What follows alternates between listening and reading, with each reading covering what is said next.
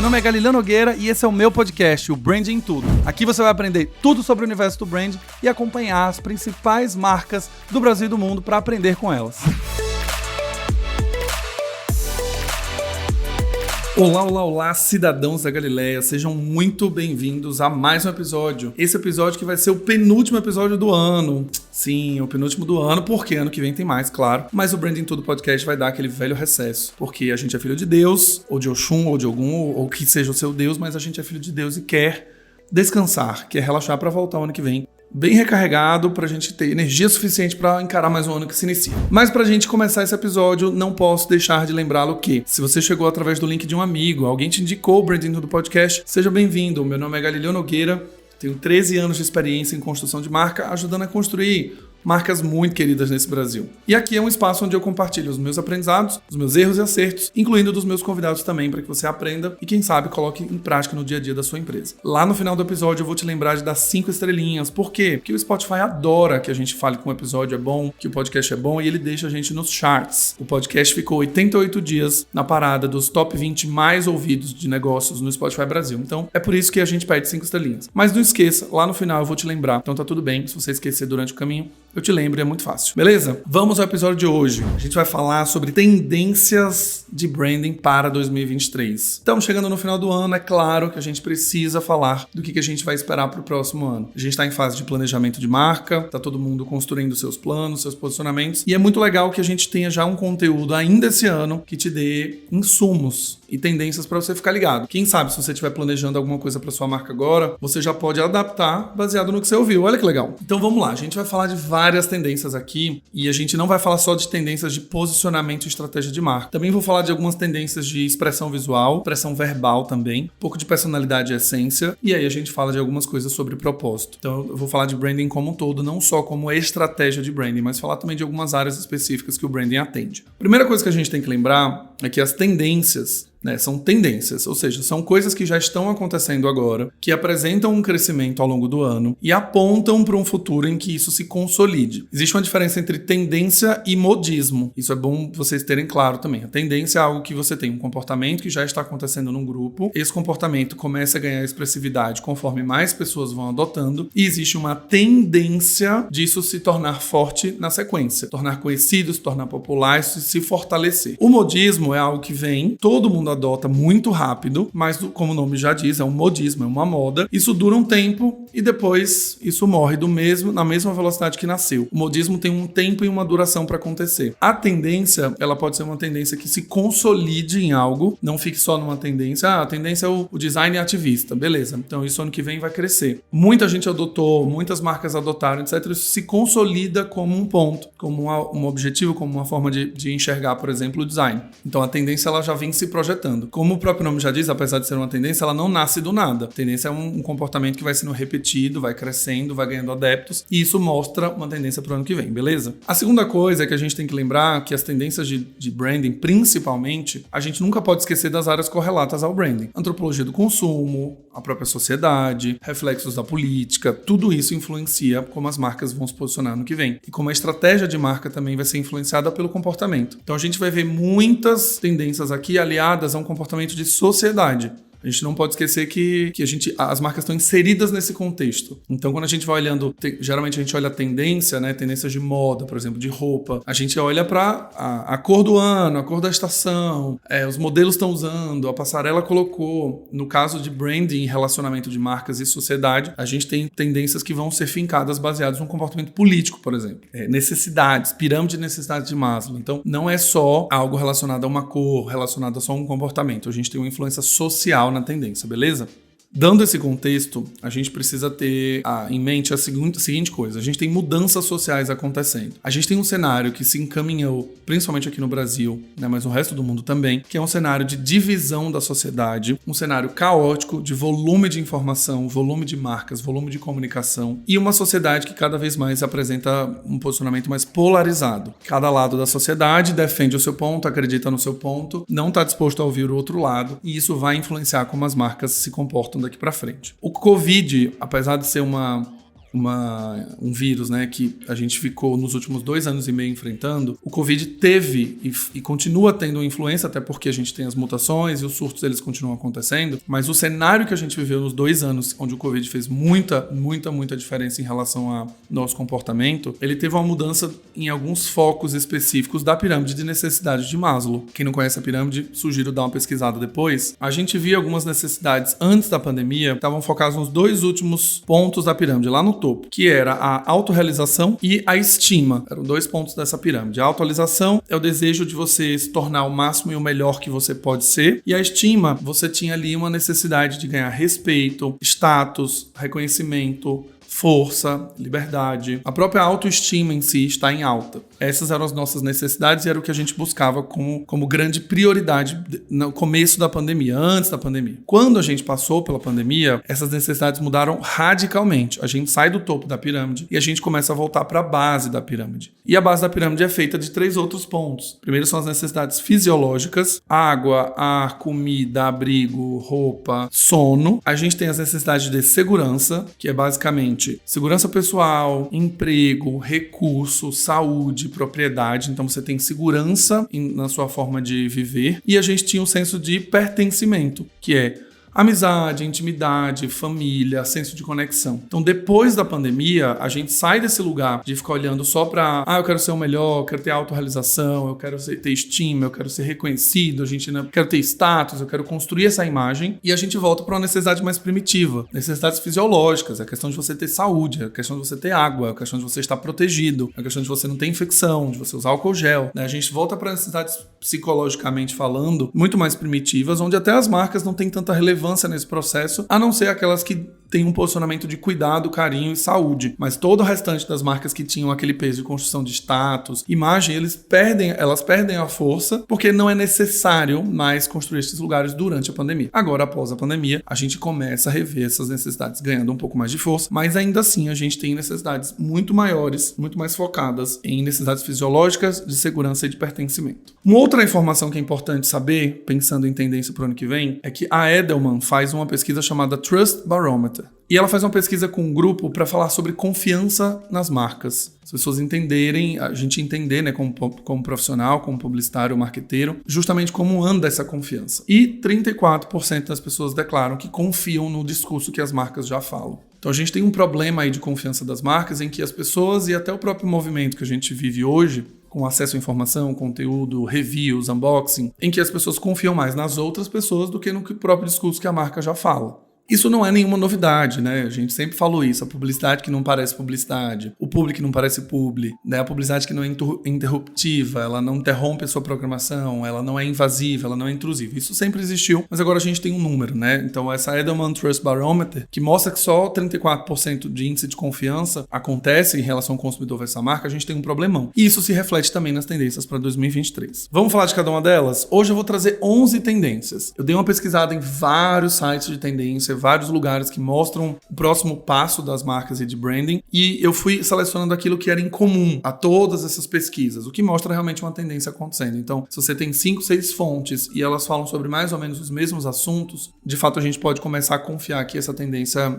ela vai se consolidar para o ano que vem. Então, vamos à primeira dela. Ativismo das marcas. Cada vez mais a sociedade e a geração Z, puxada pela geração Z inclusive, vai querer que as marcas tenham um papel que vai além de vender produtos ou serviços. A gente teve a marca ali que funcionava, entregava a sua funcionalidade. As marcas até desenhavam seus propósitos de se reconectar com a família, ou de você respeitar a diversidade, a inclusão, ou você ter até algum outro ponto, né, de melhorar os seus momentos, trazer mais saúde para o seu dia. Tinham umas promessas de marca. Só que agora existe uma tendência em que ano que vem as pessoas queiram as marcas sendo ativistas. Isso quer dizer o quê? Que as marcas precisam fazer o que elas falam. Então, se você defende a diversidade e inclusão, o que a marca está fazendo para isso? Em inglês, isso é o walk the talk, que é justamente você caminhar exatamente o que você fala, né? Você fazer o que você fala. Mas as pessoas vão cobrar mais ativismo. Elas vão querer que as marcas tenham um papel fundamental com ativações. Então, é uma marca que defende o casamento gay, por exemplo. Então, em um determinado país em que o casamento é proibido, essa marca vai organizar ou patrocinar uma manifestação, ou ela vai entrar com lobby ou ela vai fazer uma ação na sua própria loja, ou ela vai ter um manifesto. Só que esse manifesto ele não pode ser só um vídeo, então ele precisa ter um fundo, uma doação, uma ONG envolvida, um apoio. As pessoas querem ativismo. Marcas que tenham mais papel preponderante na sociedade, um papel que seja mais não só de vender um produto ou serviço, não só de ter um propósito, mas de fato fazer algo em relação às pessoas. Isso a gente sabe que as marcas sozinhas não vão fazer essa transformação. Eu falo que o meu papel como profissional é construir marcas mais humanas e mais responsáveis. Então, as marcas em si têm um papel nessa transformação, no olhar, na diversidade, na inclusão, mas é um triângulo. Você tem as marcas, as pessoas e a sociedade civil, poder público e tudo mais. Tudo isso precisa confluir para que haja uma mudança, né? Então, não adianta as marcas serem ativistas, mas o governo não liberar, por exemplo, um casamento LGBT, ou a sociedade em si também não clamar por isso. Então, as marcas vão ter um discurso que pode ser até um discurso de influência, pode ser um discurso de paradigma, de ponto de vista, mas esse triângulo precisa funcionar. A gente tem que ter pessoas, e é por isso que a gente tem os militantes, você tem pessoas ali atuando na atmosfera política, dentro de partidos ou dentro de cargos políticos, e você também tem as marcas empurrando junto com a sociedade evoluindo. Segundo ponto, minimalismo. Com o mundo que a gente tem, caótico, com a velocidade da informação, com a quantidade de conteúdo que a gente consome, e a gente cada vez consumindo mais conteúdos curtos, né? Vídeos de 15, 10, 30 segundos. E a gente, quanto menos tempo esse vídeo tem, mais a gente consome conteúdo diferente. Então, se você tivesse um vídeo de 1 minuto, você assistiria por minuto um vídeo. Hoje você consegue assistir 4 TikToks de 15 segundos em menos de 1 minuto. E esses TikToks podem ser de assuntos completamente diferentes. Então, em 1 minuto, você absorveu 4 informações novas. Pensa que a gente não fica só 1 minuto, a gente fica 10, 15, 20, 35, a quantidade de conteúdo. Então, o minimalismo vai vir forte para as marcas para trazer mensagens muito claras. Então, a gente não tem tempo, eu já falei isso 1000 vezes para vocês. Não dá para comunicar muitas mensagens, tem que comunicar uma só. E a gente tem design extremamente simples para comunicar esta mensagem. O minimalismo foca muito na expressão verbal, muito na forma como a marca escreve e a maneira como o design orienta esse texto a ter evidência, a ter esse tipo de relevância, por exemplo, dentro de uma informação. E o minimalismo vai ajudar a gente a ter clareza na mensagem. Compete com poucos elementos, você não vai ter muitas ilustrações, você não vai ter muito desenho, você não vai ter nada. Você simplesmente vai ter talvez uma ou outra ilustração para compor, uma mensagem grande e uma mensagem clara e simples, ocupando um espaço na peça, com respiro, você consegue compreender e esse minimalismo vai te chamar a atenção.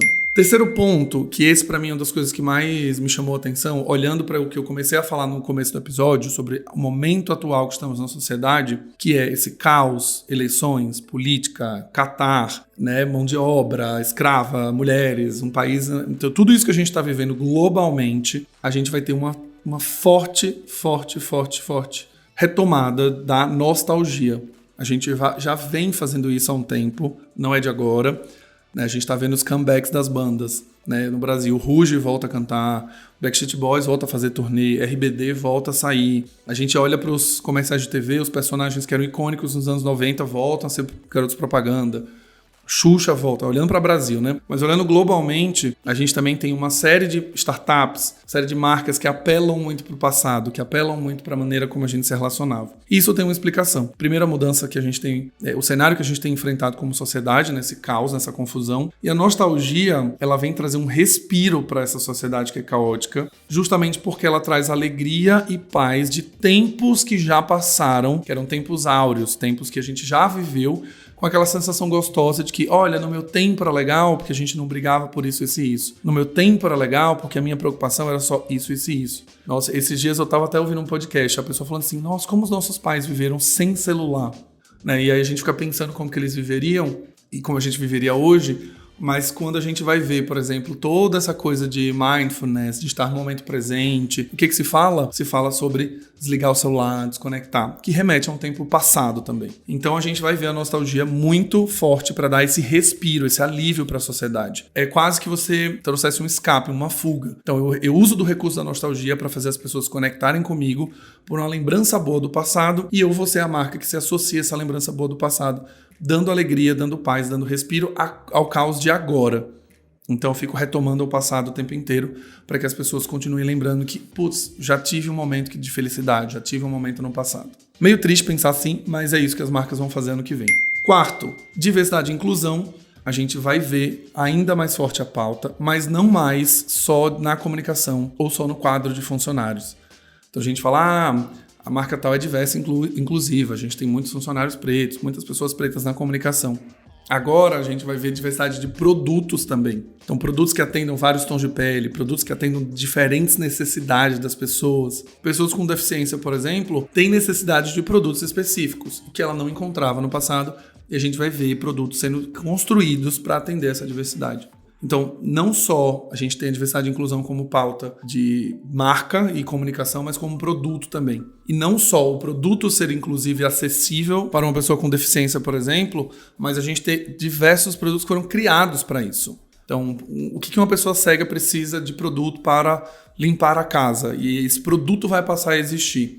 Então a diversidade ela vem daí também. Ou você ter linhas de produtos. A gente tem hoje uma necessidade que é produtos veganos, e isso já começou a se incorporar nas marcas. A gente já tem a linha convencional e a linha vegana. Você tem uma alimentação convencional no restaurante ou uma alimentação vegana. Mas as necessidades para outras pessoas também vão começar a surgir. Tem um dado super importante que a gente não fala, a gente quase não olha. Mas segundo o IBGE, no censo de 2010, cerca de 46 milhões de brasileiros, ou seja, 24% da população, declarou ter algum grau de dificuldade em enxergar, ouvir, caminhar e subir degrau, ou possuir alguma deficiência mental e intelectual. É muita gente. Então, olhando para essa tendência, as marcas que souberem conversar com essa população também vão ter um bom sucesso e uma boa associação de marca e construir um território muito legal. Eu acho que inclusão e pessoas com deficiência, por exemplo, é um negócio que a gente, como Brasil, pelo menos eu posso falar, na minha visão, eu acredito que a gente trabalha muito pouco. Poucas são as marcas que têm sites adaptados, poucas são as marcas que, de fato,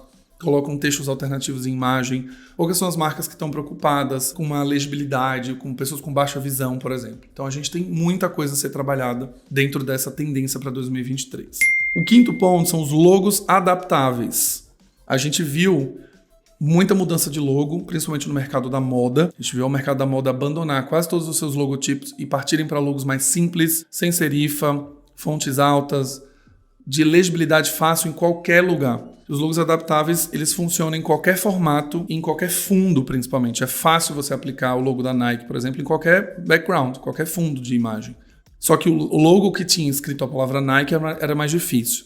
Então a gente vai ver logos que se adaptam ao tamanho e os formatos. Isso é super importante porque a gente vê, os logos precisam funcionar em rede social, no avatar, né, naquela bolinha do logo. A gente tem que ter logos que funcionem num celular, com tela grande, com tela pequena. Se você tem uma tela muito grande, o logo pode ser complexo. Se você tem uma tela muito pequena, pode ser uma redução do logo. Se você vai aplicar numa tapadeira ou num tapume, alguma coisa, numa obra, numa construção, talvez você tenha que colocar o logo inteiro para que as pessoas reconheçam, mas se você vai dar um chaveiro de brinde, você vai ter que colocar um logo menor, e não é a versão reduzida do logo, é sim uma adaptação do logo. Então o logo da Chanel já passa por isso há um tempo. Se você olha, você tem o Chanel, que é aquele C, né, os dois Cs juntos, na parte superior da marca, e o Chanel escrito embaixo. Quando a gente vai para um lugar, para uma aplicação menor, mais horizontalizada, você tem os dois Cs da Chanel com, na sequência, o nome Chanel um do lado do outro, ao invés de ser um em cima e outro embaixo. E quando você tem formatos muito pequenos, você tem os dois Cs da Chanel.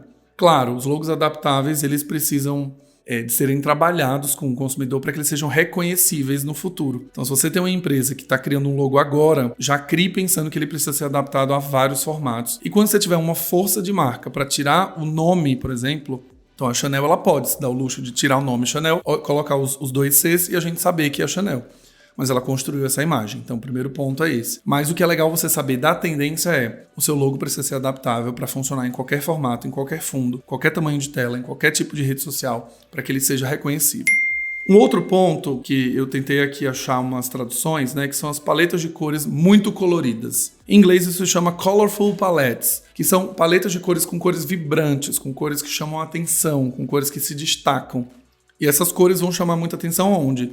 Ponto de venda, post no Instagram, site. Essa alegria e vivacidade, ela vai fazer com que as marcas se destaquem. Então você está rolando um feed, você vê uma paleta de cores bem específica de uma determinada marca, então você associa essa marca, vai ser sempre muito colorido, mas também está relacionado a justamente esse momento social que a gente está vivendo de caos, de medo, de desinformação, de notícias falsas, desse terror instaurado, e as cores vêm trazer alegria e respiro nesse momento caótico também. A mesma função, né, que a gente viu do minimalismo e da nostalgia, para resgatar esse respiro, resgatar esses momentos de alegria, vão ser usados também nas paletas de cores extremamente coloridas, com cores vibrantes. Elas também vão trazer uma certa alegria, além de fazer o seu papel dentro de um ponto de venda de destacar a sua marca. E isso também fala sobre reconhecimento. Vai ser mais fácil de ter a sua marca reconhecida quando ela tem uma paleta de cores bem específica e uma paleta de cores bem viva também.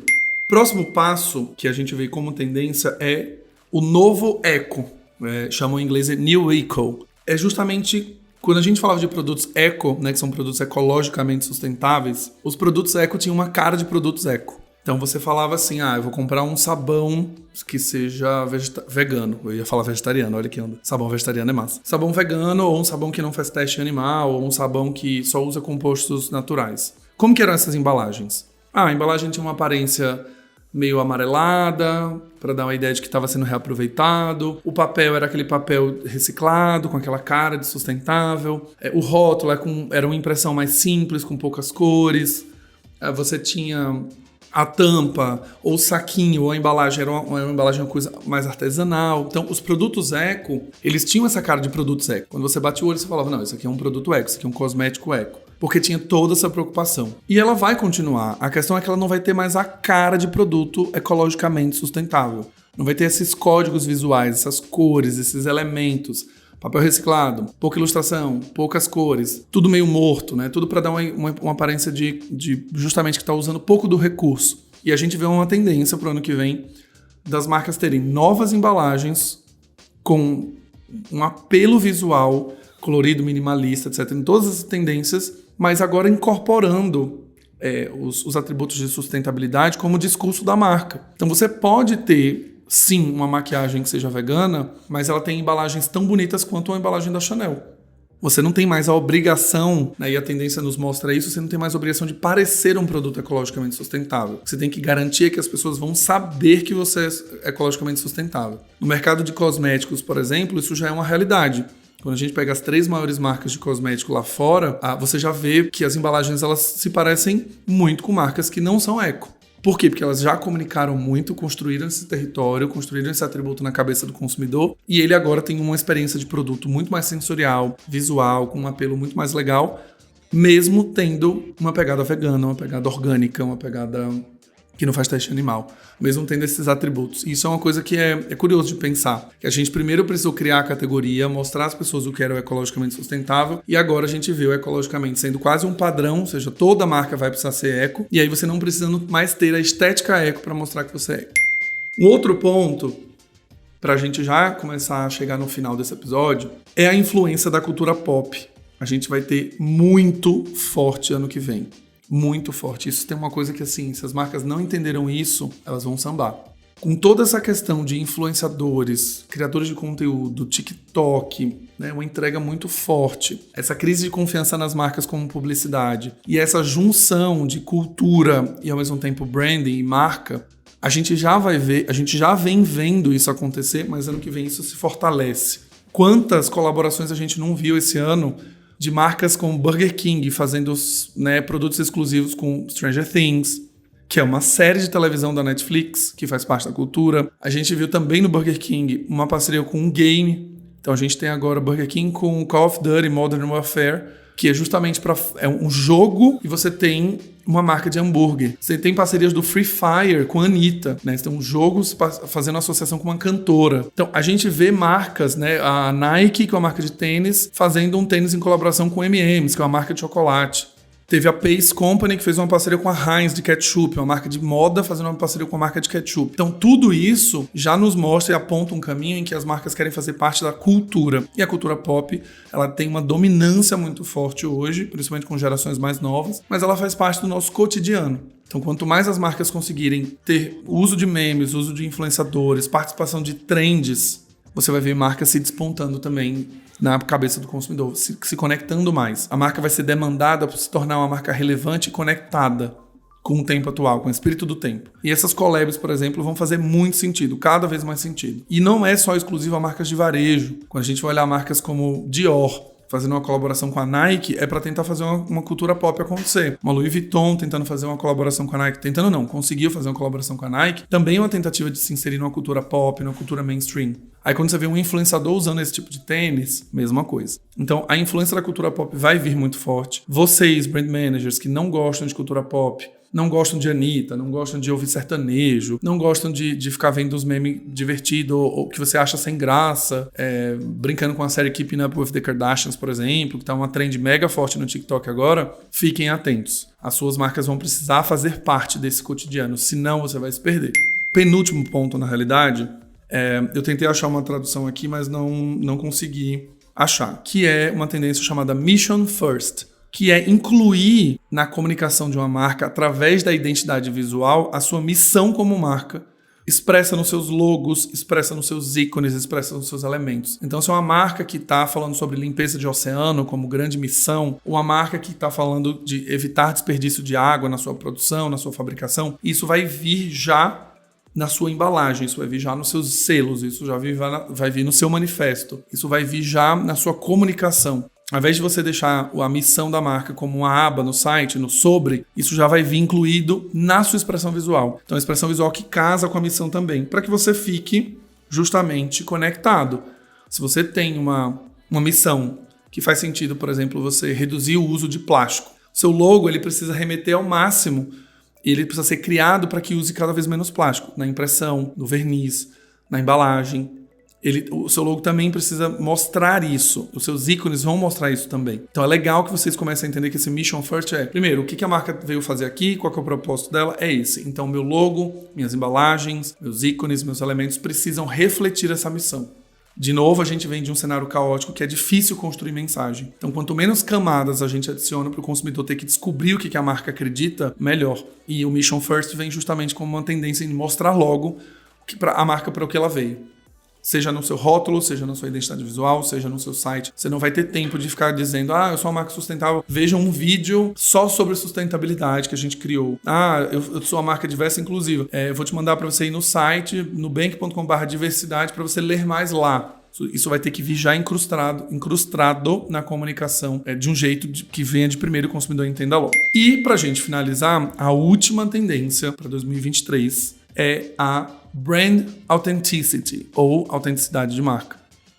Nas pesquisas, a Stacla, junto com o Finance Online, fez uma pesquisa junto com os millennials e junto com a geração Z, e 86% declarou que eles preferem anúncios orgânicos, ou seja, anúncios naturais, anúncios simples, anúncios criados ali meio caseiros, a anúncios que são perfeitamente embalados, numa tradução literal de perfectly packaged, que é justamente aquela coisa muito construidinha, muito, vamos fazer um negócio bem visualmente estético e atraente, porque isso vai fazer as pessoas comprarem. Que a gente vê o oposto, cada vez mais as marcas tentando se tornar mais na cultura cotidiana mesmo, com baixa produção, com baixo cuidado. Não quer dizer que você não vai precisar cuidar da sua estética de marca, o seu posicionamento. A depender do posicionamento que você tem, do público que você quer atingir, a estética ela sempre vai ser presente. Mas o que a gente vê como tendência é que as marcas precisam ter anúncios mais reais.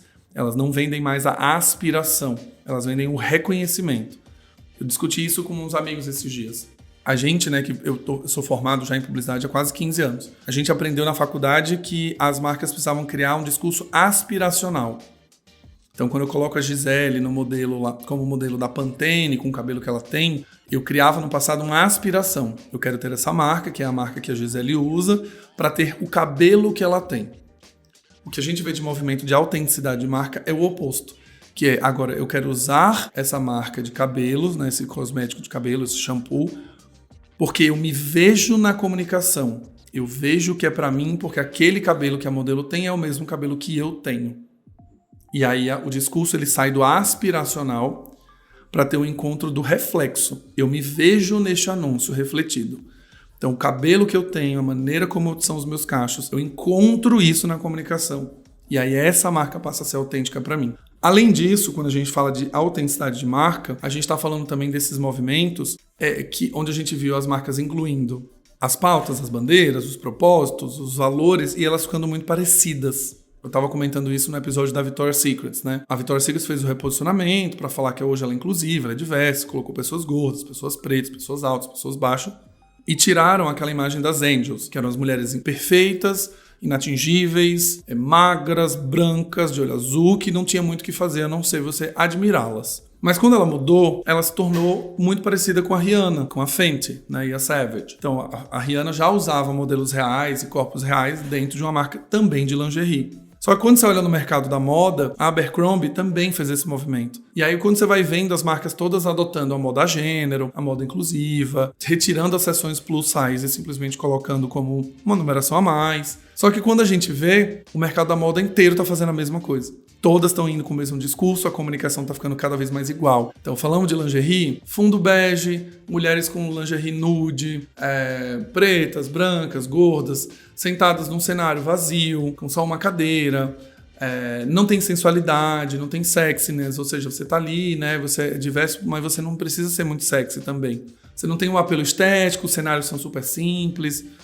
E aí, o que a gente viu agora como tendência? O oposto, as pessoas querendo autenticidade. Eu falo que a Victoria's Secret perdeu uma excelente oportunidade de ter uma marca diversa e inclusiva do ponto de vista de corpo, com um atributo que ela sempre dominou, que é o atributo de sexy. Como ela colocaria todas essas mulheres com todos esses diferentes corpos e biotipos serem sexy, se sentirem lindas, da maneira como a Victoria's Secret fazia, que era autêntica.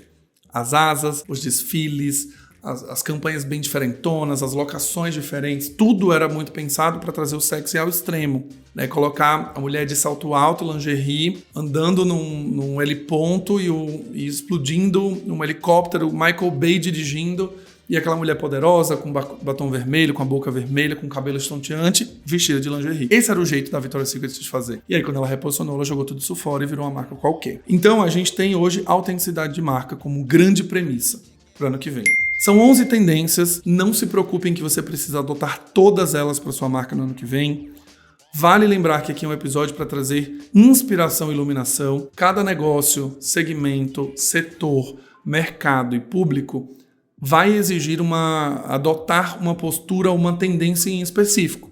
Quando eu olho para cá, segmento médico, eu não posso chegar e falar, eu vou colocar a influência da cultura pop no segmento médico. Será que eu vou conseguir fazer isso? Será que eu vou me atentar a esta tendência como uma marca de consultórios? Então não esqueçam da gente fazer essa ponderação. Vocês fazerem essa ponderação. Meu cliente é um cliente que fala com blogueiro. Beleza, tem essas tendências aqui. Meu cliente é do segmento do ramo de construção. Cara, para ele, olhando para uma tendência, talvez não é a retrospectiva, não é a nostalgia que ele vai usar. Ele talvez use o minimalismo, talvez ele use essa questão da missão, né? Como uma loja de material de construção. Tem bastante poluente, tem bastante... Né? As obras, elas costumam ter um processo bem complicado. Então, minha missão vai ser construir melhor as casas. Beleza. Então, Mission First vai vir junto. Então, a depender do seu segmento, do seu negócio, você vai usar mais ou menos cada uma dessas tendências. Claro, olhe para cada uma delas, revisa esse episódio, volta lá no começo, anota as principais tendências e aí depois você seleciona para o seu negócio, se fizer sentido. Não queira emplacar todas porque não vai funcionar e não queira tomar decisões baseadas apenas na tendência. O minimalismo é a tendência de 2023, então vou agora tornar todas as minhas peças no minimalismo. Vou pegar toda a minha comunicação e vou trazer o minimalismo super forte porque isso é uma tendência para o ano que vem. Cuidado, às vezes a sua categoria exige um pouco mais de informação. Categorias que falam com comunidade médica, comunidade científica. O minimalismo ele pode ser usado, mas não vai para o extremo do minimalismo, tá? Em que você tem poucas informações, poucos textos. Às vezes é um público que precisa ler um pouco mais. Precisa ter uma lâmina extra, precisa ter uma definição específica. Mas você pode fazer isso de maneira em que você use o minimalismo no design para trazer um pouco mais de clareza nas mensagens. Beleza? Vou revelar para vocês todas essas fontes que foram usadas no episódio. Então, para achar essas tendências, não foi o Galileu da cabeça dele simplesmente que pensou nelas. Eu fiz um grande estudo na internet para entender o que eram as tendências que estavam em comum nos reportes e trazer um filtrado, um prensadão, uma curadoria aqui, 10 de 10, com as tendências que eu vi se repetindo em todos os estudos. A nostalgia, por exemplo, é algo que aparece em quase todos. O minimalismo aparece em quase todos. E aí alguma outra tendência eu fui pensando nas que mais apareciam em muitos estudos. Então as paletas coloridas, por exemplo, de 10 estudos apareciam em 5 ou 6. E eu vejo como profissional, e aí eu trago a minha curadoria, que isso realmente vai ser uma tendência olhando para o que eu trabalho, olhando para os clientes que eu atendo, para os alunos que eu atendo também. Então foram usados os blogs ou sites ou matérias ou artigos da Envato, 99 Designs, Finances Online, Reply, Advertising Review, O Eric Messaki tem um Medium, que ele traz as tendências também como design. Então, essas foram as fontes utilizadas para construir o conteúdo até aqui. Se você encontrou alguma outra tendência, gostaria de debater mais, me chama no Instagram, @GalileoNogueira, e aí me joga lá que a gente discute. Eu vou fazer mais alguns conteúdos para feed, para Instagram, falando das tendências do ano que vem, beleza? Bom, se você chegou até aqui e gostou desse episódio de tendências, não esqueça de dar 5 estrelinhas pro podcast. Entra no seu player favorito, lá na home. Então, no Spotify, por exemplo, clicou no login do Branding Tudo Podcast, abriu aquela página que tem todos os episódios. Abaixo do logo tem duas coisas. Tem um botão para seguir o podcast e do lado dele tem um botão para o rating, para as estrelinhas. Clica na estrelinha, dá 5 e dá o seu rating. Se você não fizer isso, você já sabe que você pode perder o passaporte cidadão da Galileia, claramente. E você também precisa mandar para pelo menos 3 amigos, para esse podcast continuar crescendo, continuar no ritmo que ele tem até hoje. A gente está crescendo, está ganhando escopo e ganhando força justamente porque vocês fazem isso. Então manda para 3 cidadãos da Galileia que eles vão amar, eu tenho certeza, eles vão aprender cada vez mais e vão te agradecer porque você vai ser uma fonte rica de conhecimento e conteúdo. Quando ele tiver dúvidas sobre branding, ele vai te procurar pedindo link, indicação e é óbvio que você vai me mandar, beleza? Um abraço e até o próximo Branding Tudo Podcast.